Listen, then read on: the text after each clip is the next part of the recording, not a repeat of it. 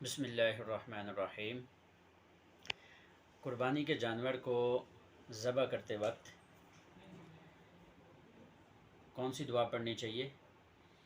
تو یاد رکھیں، حضرت انس بن مالک رضی اللہ تعالیٰ عنہ کی روایت ہے، فرماتے ہیں کہ اللہ کے حبیب صلی اللہ تعالیٰ علیہ وسلم نے 2 مینڈوں کی قربانی کی اور ان کو اپنے ہاتھ سے ذبح کیا، اور ذبح کرتے وقت آپ صلی اللہ تعالیٰ علیہ وسلم نے بسم اللہ اللہ اکبر پڑھا۔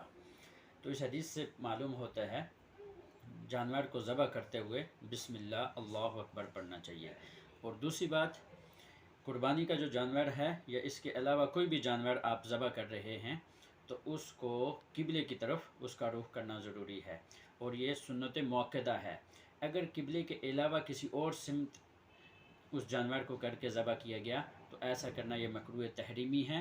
ہاں، البتہ اس صورت میں بھی ذبح حلال ہوگا۔ اور دوسری بات یہ ہے کہ کیا اس کو دائیں کروٹ پر لٹایا جائے گا یا بائیں کروٹ پر؟ تو یاد رکھیں، دونوں کروٹوں پر دائیں لٹائیں یا بائیں طرف لٹائیں، درست ہے دونوں طرف لٹانا۔ ہاں، البتہ پسندیدہ اور افضل عمل یہ ہے کہ اس کو بائیں کروٹ پر لٹایا جائے، جیسے کہ اللہ کے حبیب صلی اللہ تعالیٰ علیہ وسلم نے 2 مینڈوں کی قربانی کی اور اپنے ہاتھ سے ذبح کیے اور ان کو بائیں پہلو پر لٹایا۔